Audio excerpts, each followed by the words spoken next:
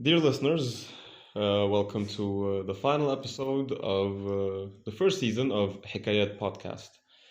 It's been quite the journey, eventful to say the least, ups and downs and in circles. For today, I have myself, Mu'taz Hauradar, and Amira Mshishin, my co-host and co-founder. And we have a very, very, very special guest, our instructor and guru, Professor Isabel Idux. Did I say it correctly? Yes, correct. Yeah. Perfect. We're gonna be reflecting on the past few months, four approximately, and share our opinions and input on what we think of this journey so far. Yeah. Yeah, well, thank you, Moises, for this really nice introduction.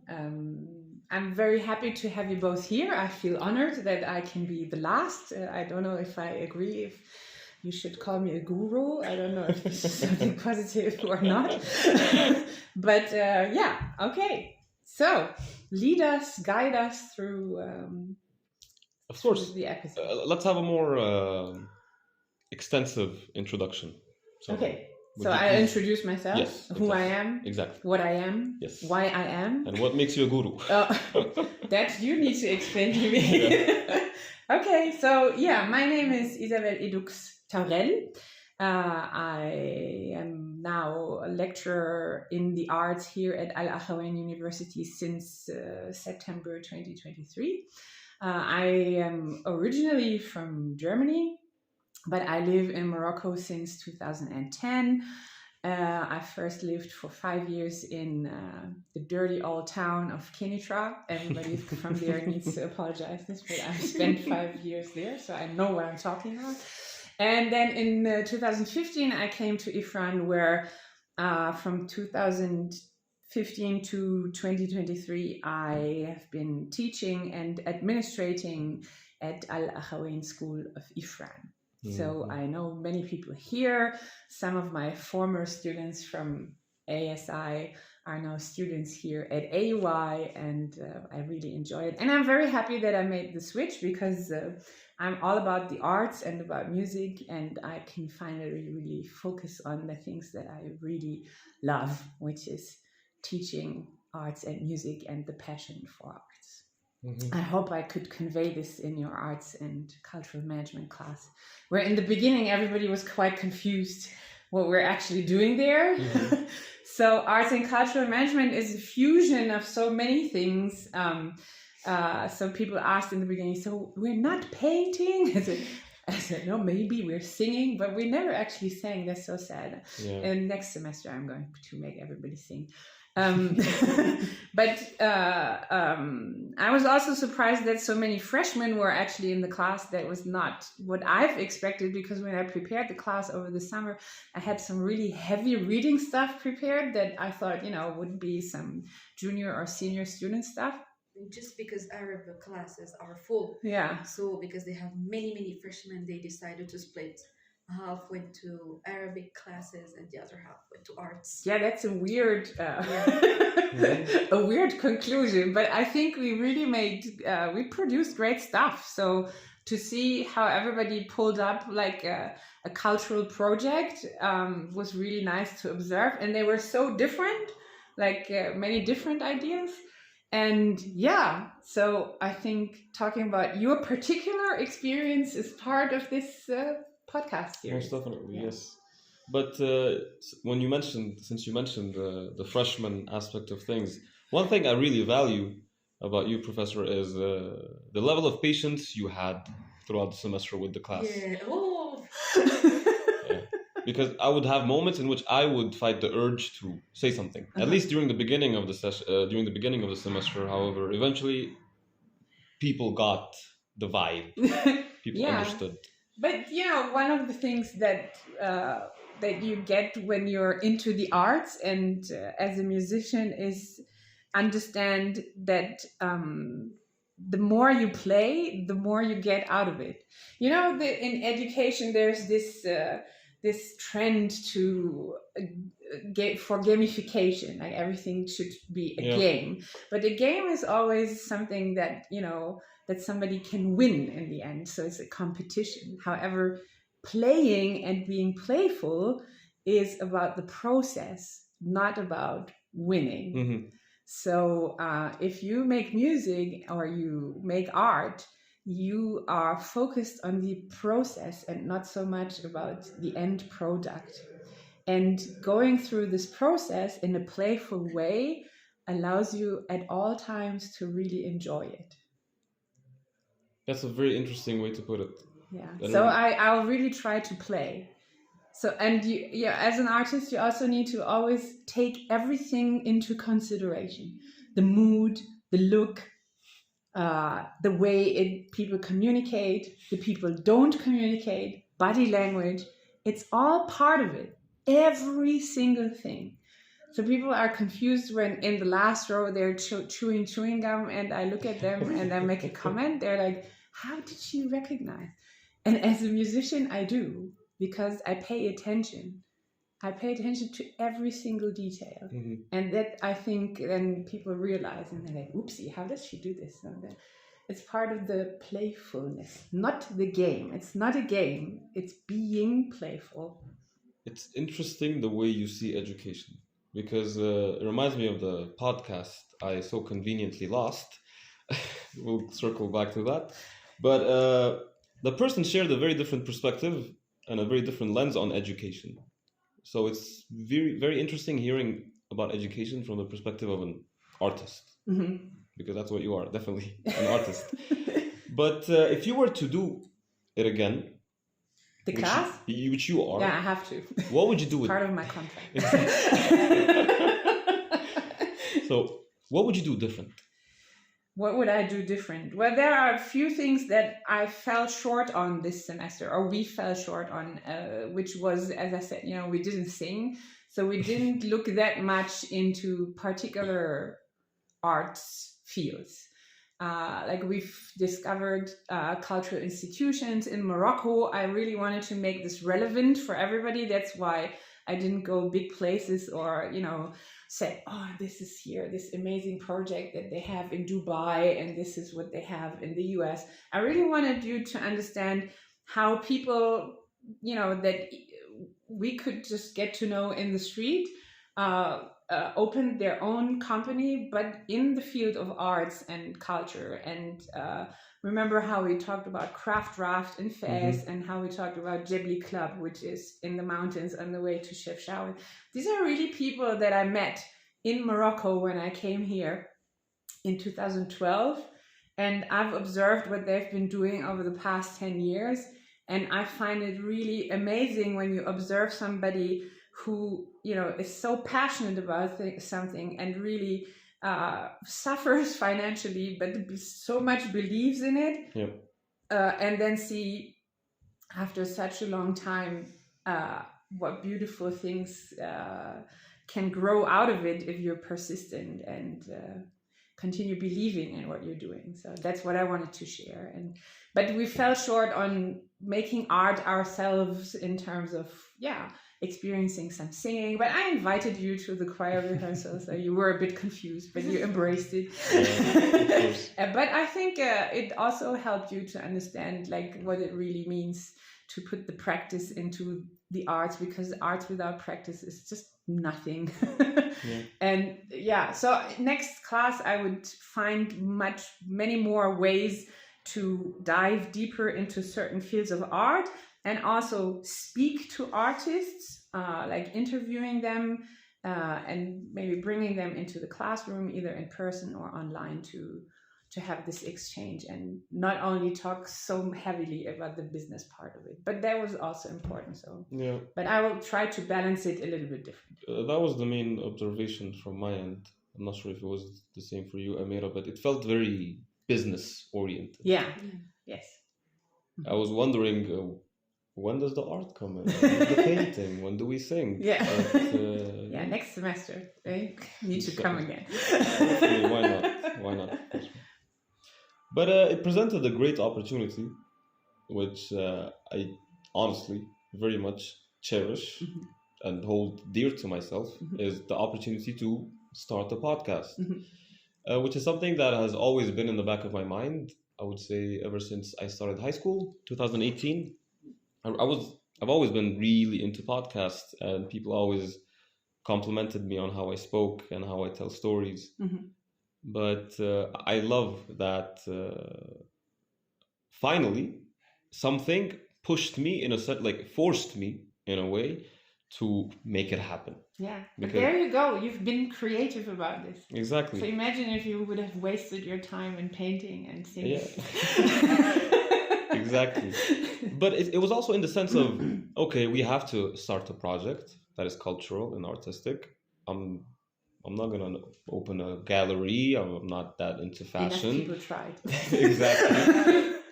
Emphasize on And trying. yeah, so there was a whisper in the back of my mind, and I faced the second obstacle. Like I accepted it. Fine, I will do a podcast. But there was a problem. A problem. No, not a problem. No, Just a challenge. there was a chat. Let's say, yeah, there was a challenge of, oh, it is a team project. Mhm. So I'm not gonna have it my way.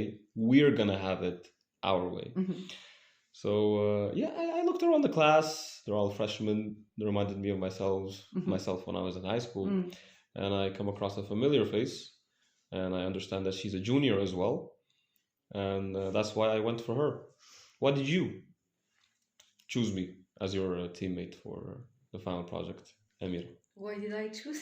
If you had the choice. No, why did I choose you? That's a good question. Well, I did choose Martez because he is interested in his work. He is not someone who's interested by the grade. He's more interested of I the can tell. outcome. But sometimes this is something good because if you care about the outcome more than the grade, this is very very beneficial for everyone. Mhm. And because he's a junior, and because, as I said many times, he is not the same Mu'taz I saw first during our first year Mhm. at the university. Mhm. So I saw that he changed a lot. He became more mature. He became more responsible, somehow responsible. And when he proposed the idea of podcasting, to be honest, I was not into this whole art. I was never into art, into podcasts, into sing. I'm not. This is maybe the least field that I'm interested in. And when he suggested podcasts, I was like, well, I hate my voice. I hate listening to my voice.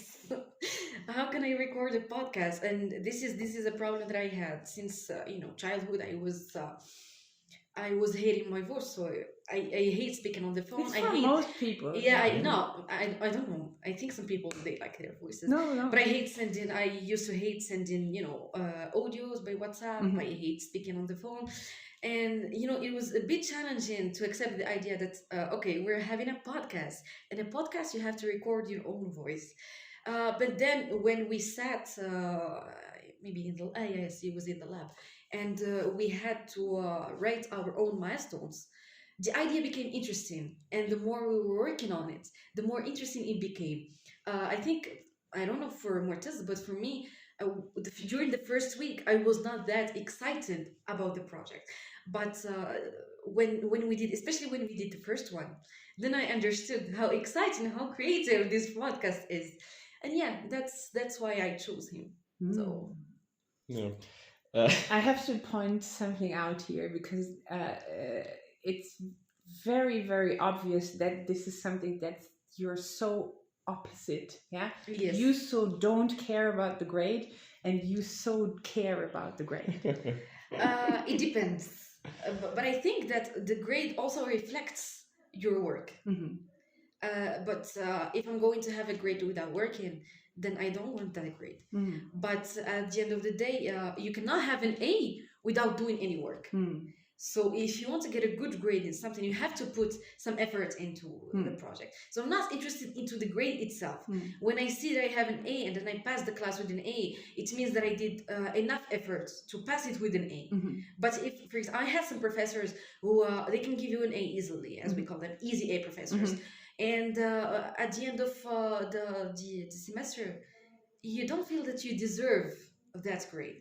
So it's not about the grade itself having an A or a B plus. Sometimes you pass the class with just a B plus, but you feel that it was very interesting as a class, and even if you had just a B, a normal B, you would accept it. So it's not about the grade itself. Do you guys know the research about the high achievers in classes? No. And it's now, especially in the startup scene or everything that has to do with entrepreneurship, they always say, people who have good grades are usually really bad entrepreneurs, because they're the people who learn how to obey and follow the rules and the procedures. And the ones that have not so good grades are the ones that put some thinking into it, but they just do it their way. And just think about all these, billionaires who didn't even finish university. So there's extensive research about this. Not saying don't have good grades, just saying that there's, research about this. So. That's the thing. Grades are very important in the sense that not only the academic validation is very nice, but also it facilitates things. A lot of us are on a scholarship that is only facilitated by maintaining a certain level of GPA and whatnot. But there are some people, for example, Amira, who are very dedicated to work, which is something I really value about Me her. too. I put it here under value, because before we started recording, we took some notes. All of us. We did. Not all of us, but most of us. Yeah. Her dedication to work is something to admire, and also the extent although it gets tricky, the extent at which she gets assertive. It gets tricky, but her level of assertiveness is something to admire. Yeah. I want to read what I wrote about valuing Amira. I really appreciate your dedication and with itness. Do you know the word? With itness. No. Being with it all the time. It's with itness. From the beginning till the end of this project, it's very obvious that you care about everything that has been part of this, and you always try to give your very, very best to this. We're on the same page, Martha. Yeah. Who would have thought? Exactly. Interesting. We're learning as we go. Exactly. Like you always say, Professor. You should eat more M&Ms. But something I often think about what I first thought of the podcast when it began. It was something that like I mentioned, I looked high up at it, and the hooking point for myself was the word Hikayat podcast, stories, because I hold stories to an almost religious standard. That it's what makes us, all of us. It's our history. It's in our human nature to want to share and hear stories. And I had hopes of taking it really far beyond the semester, beyond the project. No, we're still in someone else's idea, so. Oh. Not mine. That's the funny thing. Exclamation. Yeah. During one of the challenges, like finding a guest, it was interesting coming across somebody who not only... It was tricky because there were accusations of us stealing an idea, and that got really tricky. But that will always happen. But that was funny. Well, it was interesting to experience, I would say. Yeah. Then, as I said, be playful with it. Like, don't let it become too serious. Because in the end, if you deal with it in a playful way, it will not make anybody mad, neither you nor the other person. Yeah, that's the thing, playfulness. Yeah, I can share some research about this. Yeah. Yeah. I've always I agree with the idea of trying to be playful and nonchalant with No, things. it's not trying to be, it's being playful. Exactly, but it takes two to tango. You can't be playful with somebody who is Yeah, and it does need a safe space. yeah. Yeah. Another thing I really learned and appreciated that I learned is it all circles back to compromise. It's all about compromise, compromise. Teamwork is all about compromise, and Yeah. you have So to is be. marriage. Yeah, Yeah. it was interesting. Yeah. Telling you. Honestly, I kept thinking about it how the idea, or the concept of compromise is something that is applicable to so many different contexts. As soon as it's not just you, it's also somebody else, at some point you're going to have to compromise. All the time. But it gets tricky. It gets Sure. tricky. You Because, need to give yeah, and and you need to take. and it goes hand in hand with patience. And there were moments where I would have like very high levels of anxiety in class because I would look at you and I would feel concerned because I would think to myself, Professor, how much more patient can you be? And it was yeah, exactly. Really? Yeah. And I knew How does the this make you anxious? I No. don't see the connection. because it's a classroom dynamic, Uh-huh. right? We need it to be smooth. Maybe it's some OCD in me, but we need to make it smooth. We need to make it a very playful environment for everybody. Mhm. But at some point, you just snap and you kick somebody out from class. That's when I knew, okay, that's her. Red Well, line. look. When I talk about playfulness, it comes from me being a musician. Mhm. And in order to play music, you need to be serious about the music score. So I'm not an improviser. I can also improvise, but I come from the field of classical Western music. So I come with a music score. And when I come to class, I have a score, I have a plan, okay? And there are certain expectations. If they're not met on a constant note, then I have to say goodbye. It's interesting because, Professor, the way you see art, I see Amira seeing education and academia and her Uh-huh. work. It has to You need to be. see her facial Yeah. expression. Unfortunately, you can't in the podcast. Yeah, exactly. It's like, huh? I make the sound to her facial expression. It's like, huh? What does he mean? Because there's a desire, there's a need even to have things be perfect, proper, be the right I'm not way. a perfectionist. I understand. Okay. Because you have an extent of. I'm about. I want to. If I play, if I make you play with me, we all need to play seriously. Mhm. If you play, but you're here to fool around, Mhm. then you're not playing the same game. Exactly. Okay. Exactly. So, But there is an extent of compromise because when you want the others to play with you, mhm. you're not going to want them to play exactly the way you want. No, Everybody has their own input, everybody has their own little twist to things. totally. Which is why, like, I often feel concerned about you, Amira, in the sense of there's going to be. This is not me being trying to be a wise guru or something, but Oh, another guru. yeah, exactly. That But there's a seems to be a thing. there's a concern in the context of eventually there's going to be a point in life where compromise is going to be very, very, very important. Not everything is going to work the way you want it to work perfectly, and it's fine. It depends. It depends is always the best answer. Well, go on. I think it depends. It depends on what. It depends on the case. Okay. So there are times in life where it's not okay to compromise.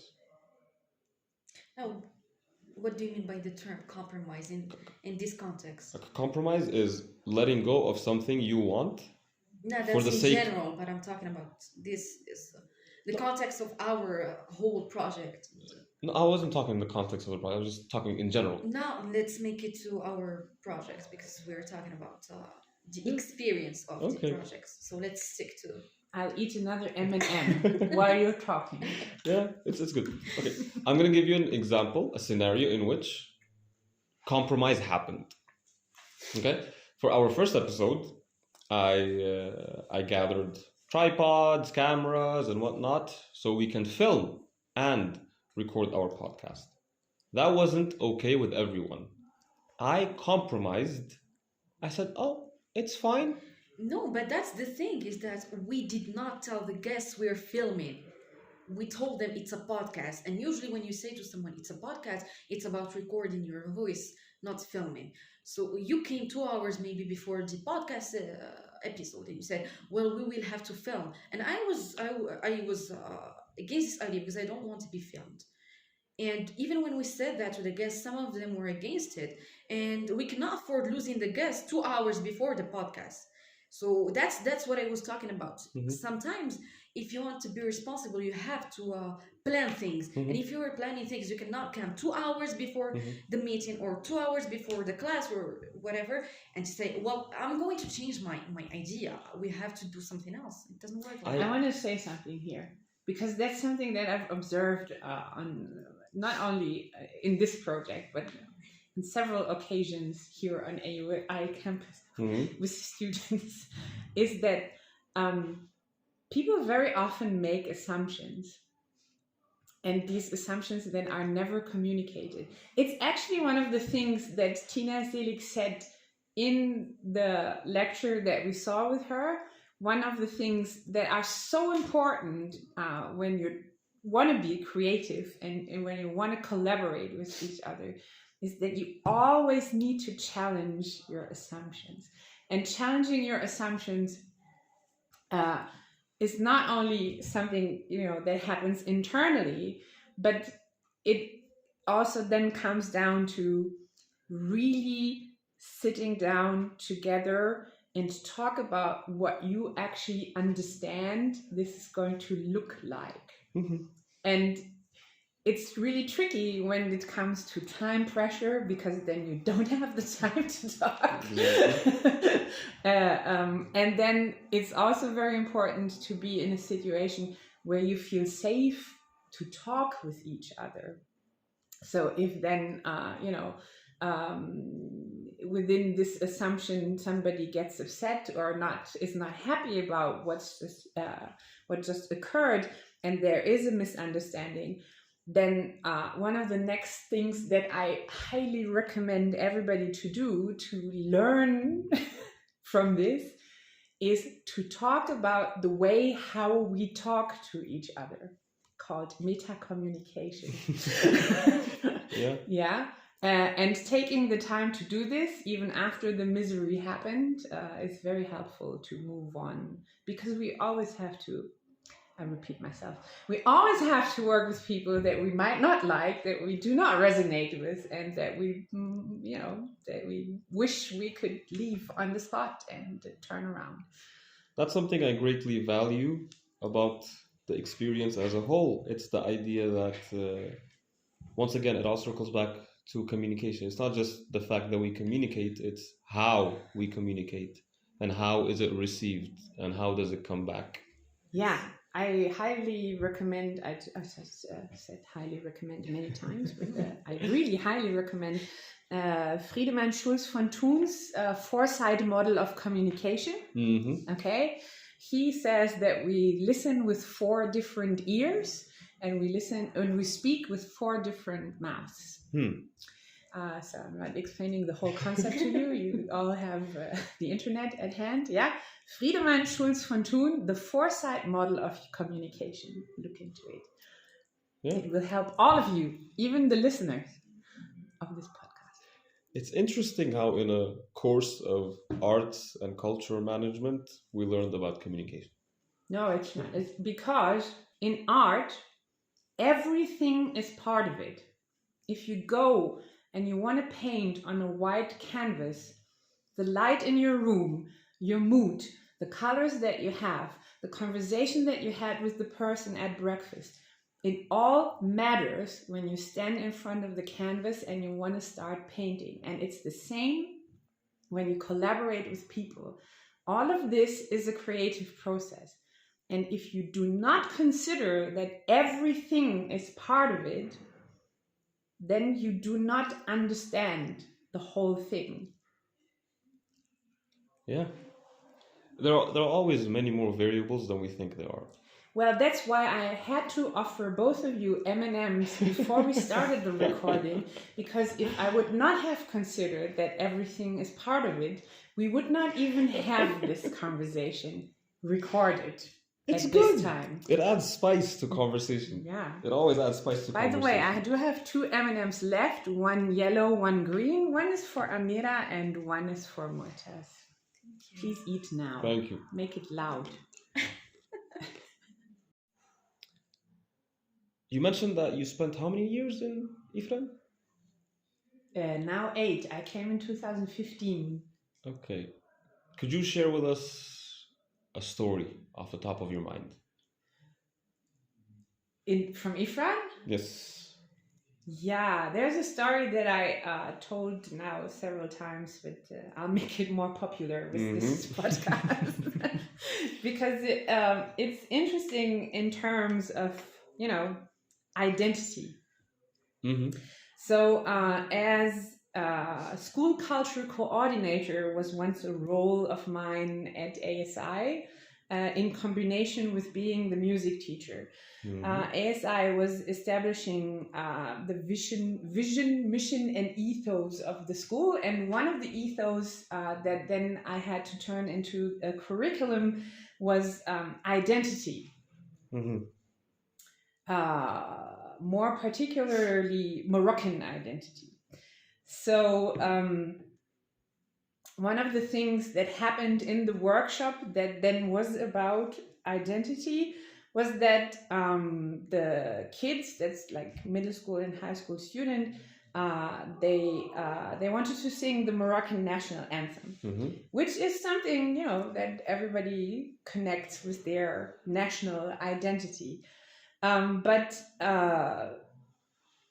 I've learned in all the years that I live here in Morocco that Moroccans do have a very different relationship to their national anthem than I have as a German to my national anthem. So I discovered this when I came in 2010, when my oldest son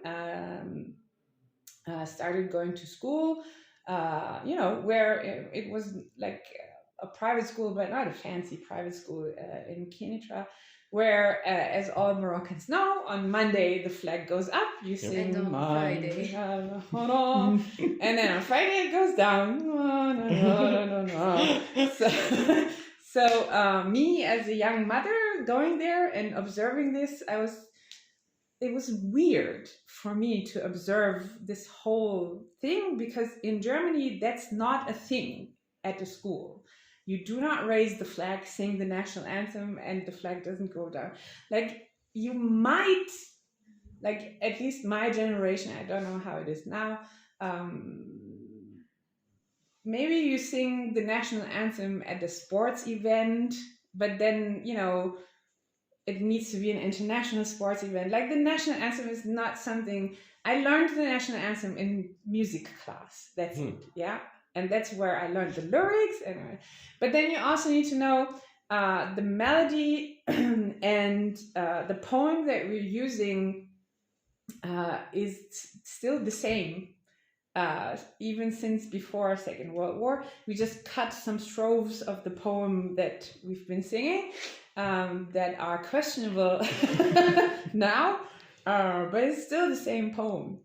So this pride in singing the national anthem just doesn't exist. So one of the things Germany did really well in terms of education after the Second World War and the Holocaust was to teach us in school how thin the line between being proud of where you come from and nationalism and pride that can go into the wrong direction is. So that's something that I grew up with and that I'm very aware of all the time. For example, and people, that also goes to assumptions. Yeah, people are assuming, oh, Germans are always on time, or Germans always like to be very efficient and productive, and these Strict. engineers and BMWs and Mercedes. That's all Germany, yeah. No, it's not.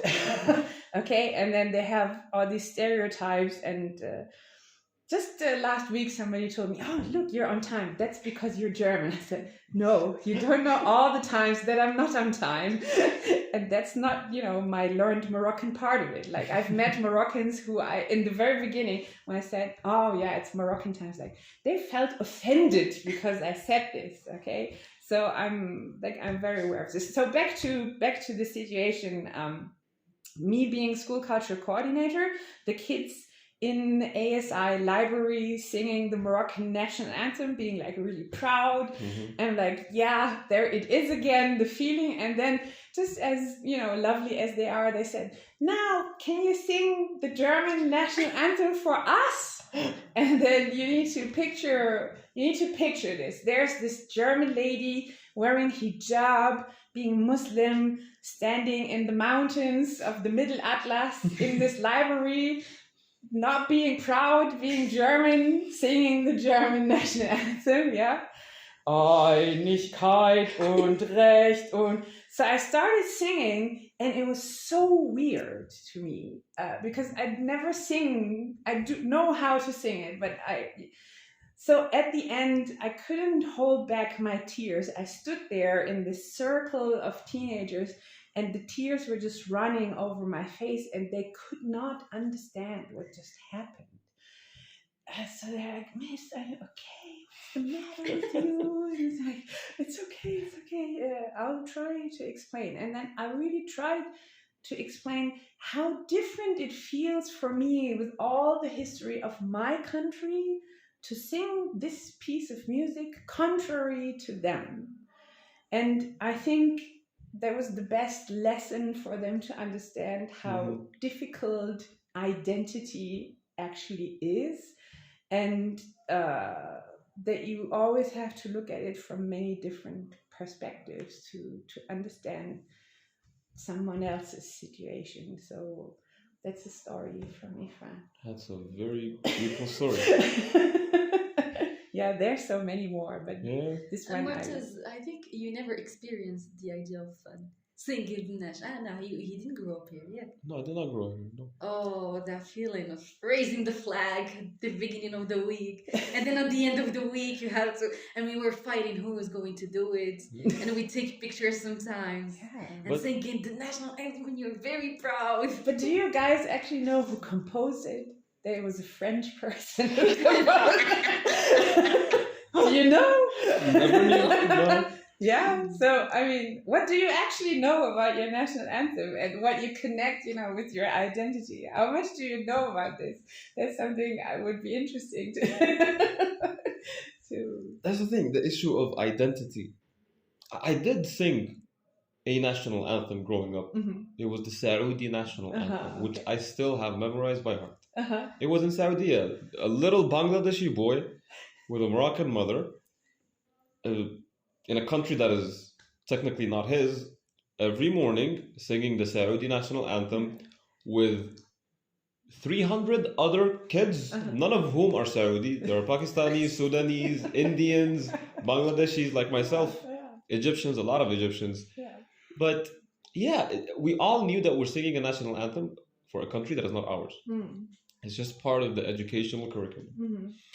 So in Saudi Arabia, I am the Bangladeshi kid, the Moroccan kid. In Bangladesh, I'm the foreigner.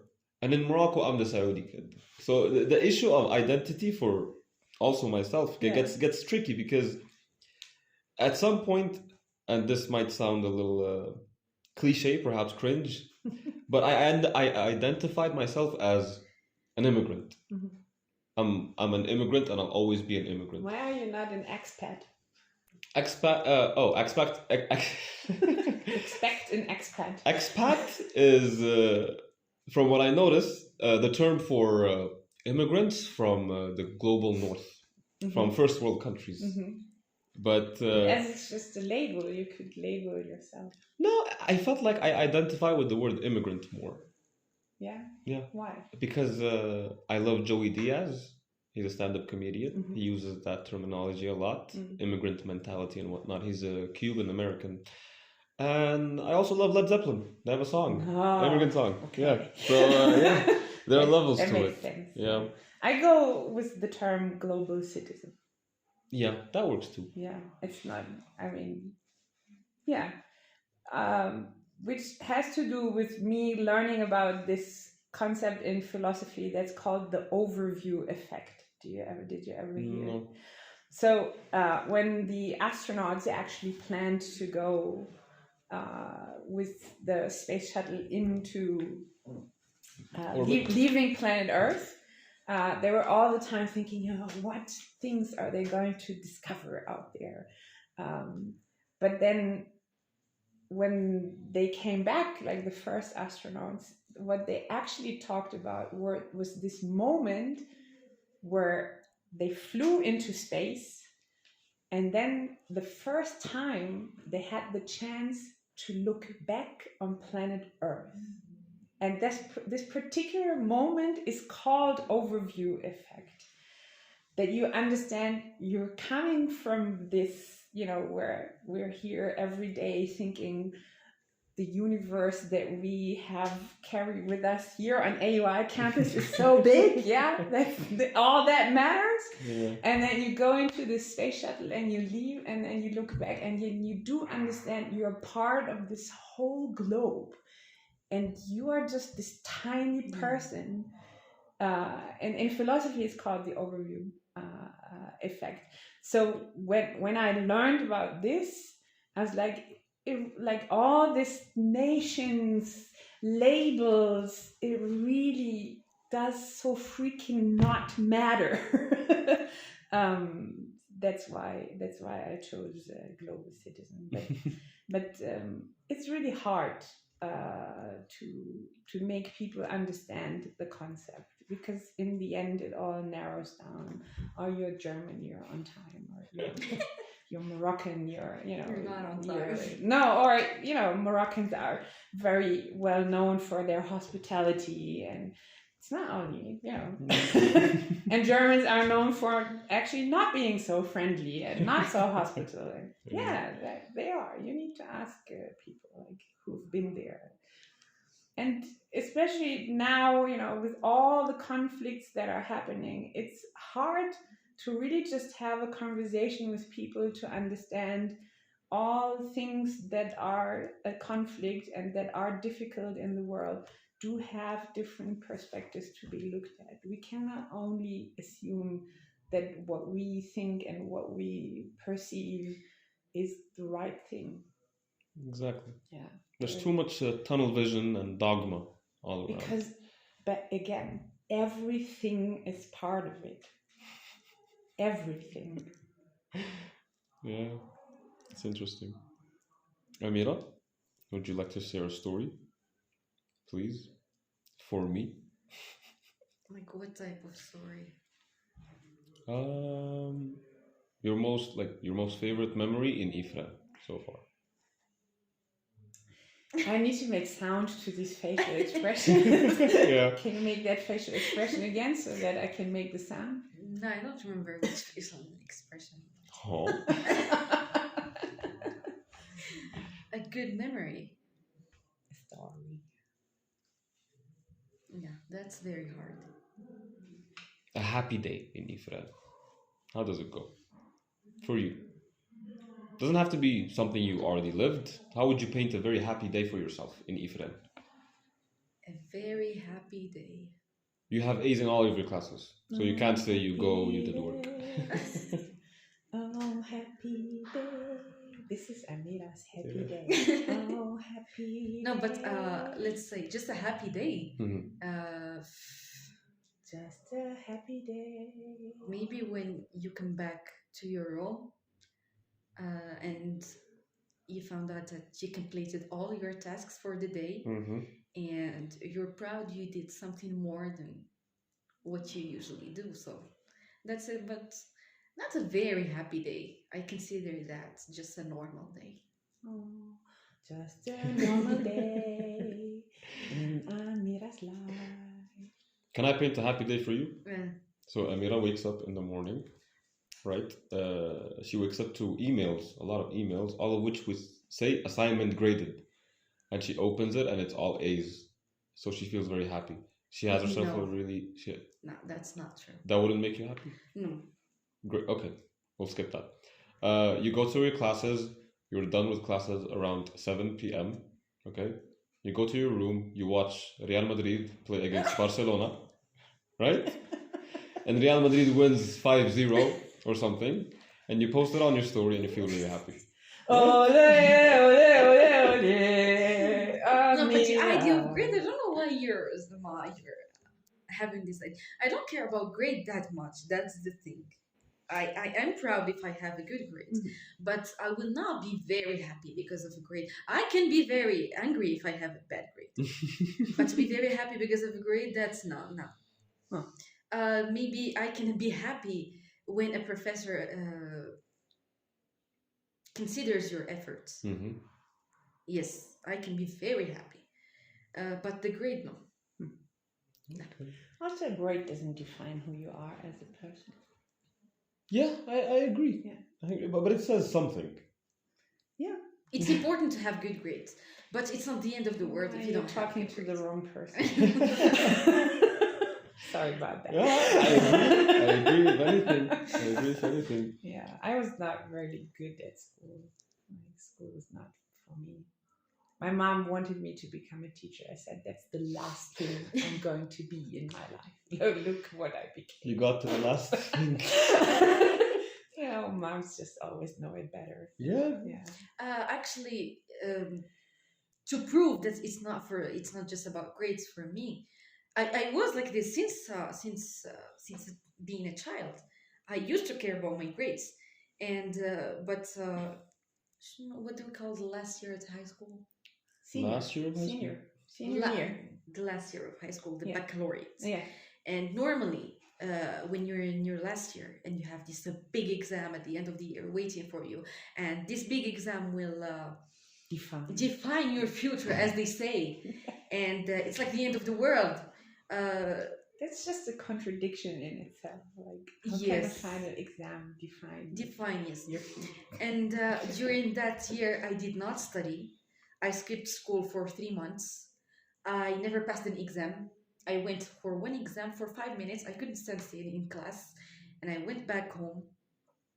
I never had grades because I was not working, and I passed the final exam, the huge final exam, with a 6 point something on Out of 20. 10. Oopsie. Yes, just to show you that was not. So maybe it's about enjoying what you're doing. Hmm. I was not enjoying my last year at high school, Hmm. so I was not caring about the grades. I was not caring about professors. I was not caring about anything. But when I came to AY, maybe because the interactions with your classmates, with your professors, and everything, so you start enjoying what you're doing, and then you care about the grades. Hmm. So it's not about the grades themselves. No, I can tell. I mean, I was really interested in making all of this happen. I think if you're interested, you're responsible. Yeah. And if you're responsible, then you're going to have a good outcome. That's what you assumed. Yeah. Don't put your assumption on. No, I'm just saying, I said, I think. Mm-hmm. Yes. Yes, yes, yes. And I never said, I know why you said, and I never said Martez was not responsible. Don't worry. That's the thing. Yeah. But I was expecting him to be more responsible than that. He's responsible probably in different ways. About different things too, perhaps. But yeah, I didn't do good in high school either. High five! Yeah, really, all of High us, five! really. Yeah. Congratulations yeah. to us! We're still having a life. Yeah, alhamdulillah. And See? I had a family, I'm married, I have a job, I earn money, I have happy children. Grades don't define you. Yeah, and it's admirable to see you where you are. Who, me? Yeah. Oh, It's which impressive. brings me back to the question: what is a guru? Ah. No, it's because, Professor, honestly, I see you with your extensive background, be it academic or otherwise. It's almost a master of puppet situation without the negative aspects of it. You think I don't manipulate? No, you do. But it's like I see you with the choir practice and the choir performances and the way you instruct, the way it's called conduct, right? Mm-hmm. The way you conduct and you speak loudly and confidently. In a lot of ways, it's everything I aspire to be. I wish to speak the way you speak, with the confidence that you speak, Wow. which is interesting. And you keep your composure and you keep your patience in class, Mm. which I find impressive, but also anxiety-inducing at the Mhm. same time. Mm. But yeah, I still don't get the connection between anxiety and patience. But maybe that's for another series of podcasts. perhaps season 2. Yes. I believe we wrap it up here. It's been an honor. Yes. It's been quite the honor. It's been a journey, like we mentioned quite a few times. But it has been a pleasure. Yeah, Would let's you like play to? more. Yeah, Yeah, let's let's play make a more. commitment to invite people to play more. Definitely. Not only the three of us. Yeah. Would you like to add anything, Amira, Professor? Me, I think I said enough. Mm. Yeah. I just hope that all of this is not sbara. But hey, as a professor, you never know. Yeah, exactly. The final Exactly. grade is not given. No. Let's assume we're not in this because of the grade. No, of course not. No, I really enjoyed this, and I'm happy that despite all the emotions and bad blood that was actually in the room before we recorded this, we made this happen. This deserves a celebration.